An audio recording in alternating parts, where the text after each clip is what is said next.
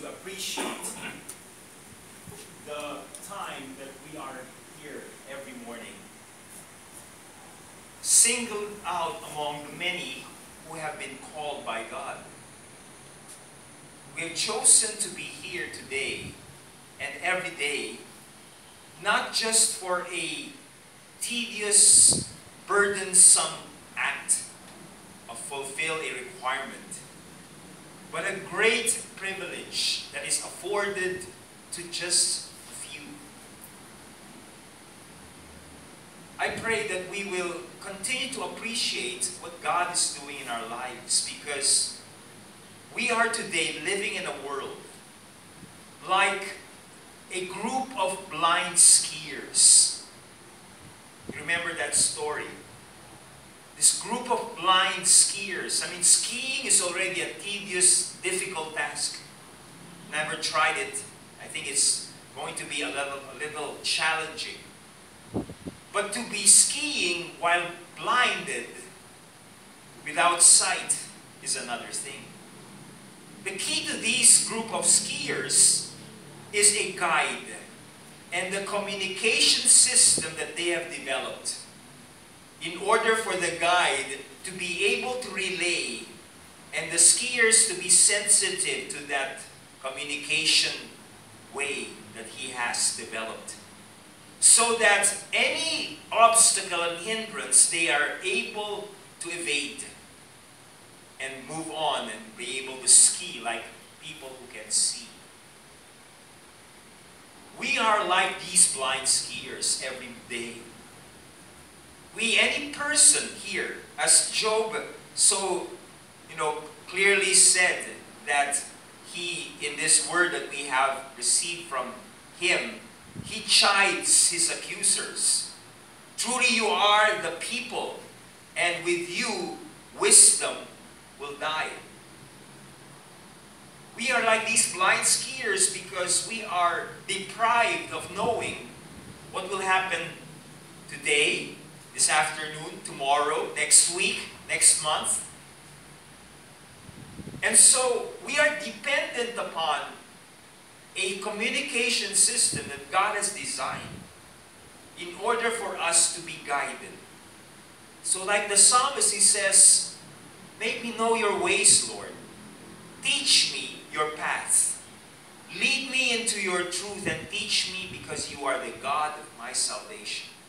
And to you I wait all the day." We need to challenge ourselves as workers to develop this sensitivity to the ways of God. Because he says there, he makes priests walk barefoot and overthrows the secure ones.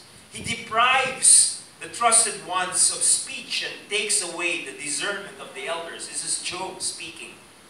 People, priests, who have the privilege of insight into the word, they walk barefoot. They walk handicapped. But he pours contempt on nobles and loosens the belt of the strong. But yet he reveals mysteries from the dark and brings the deep darkness into light. He says he deprives of intelligence the chiefs of the earth's people and makes them wander in a pathless waste.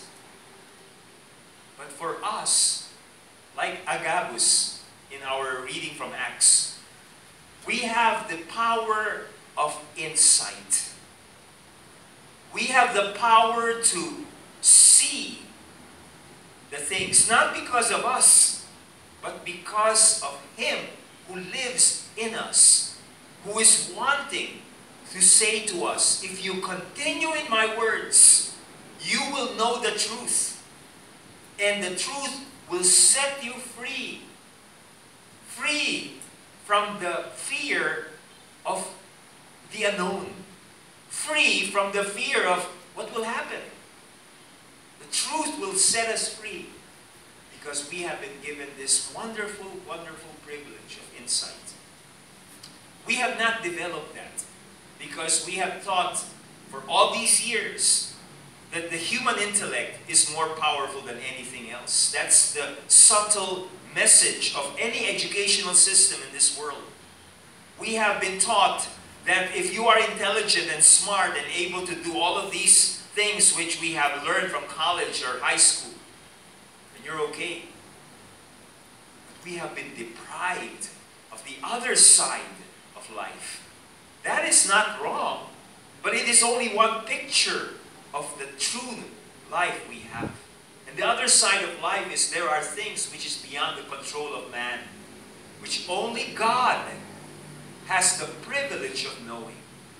Because Jesus himself said, I am not from below, I am from above. You are of this world, I am not of this world. I can see things you do not see. And we have today this wonderful relationship with Christ. Only if we train our senses like the blind skiers, if only we can train ourselves to listen to the guide, our handicap will be removed. We will be able to see the things that will happen. There's going to be a famine, Agabus said.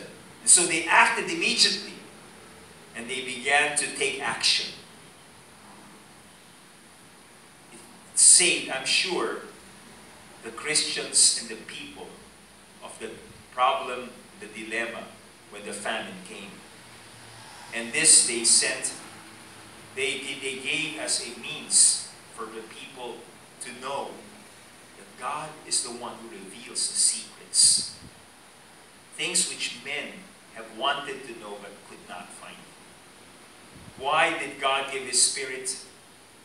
1 Corinthians chapter 2 verse 12, Paul said, the Spirit was given so that we might know the things freely given to us by God. We have His Spirit today. Let us not deprive ourselves of the things we have. Let us begin to train our senses to discern, to know. You know, sometimes it takes a little risk because faith at the end of the day is spelled R-I-S-K. No one really can bet ito talaga mangyayari. It's by faith everything. We may make mistakes. You see, God is a God who will pick us. Sabi nga dun sa psalm na binasa natin today, He will pick us up. He leads even sinners in the right way.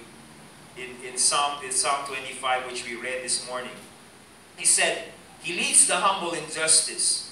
Good and upright is the Lord. Therefore, He instructs sinners in the way. Even those who fail. Even those who have shortcomings. He sees the hearts of people who desire. We may make mistakes. We may stumble for a while. We may think, you know, this is what's going to happen. I'm going to do this. And we realize it's not what God said. God will pick us up and say, that's okay. Let's move on. The thing is, we must take action. We must trust God. We must walk by faith, not by sight. When we do, we will begin to see the tremendous wealth that is in store for the people of God.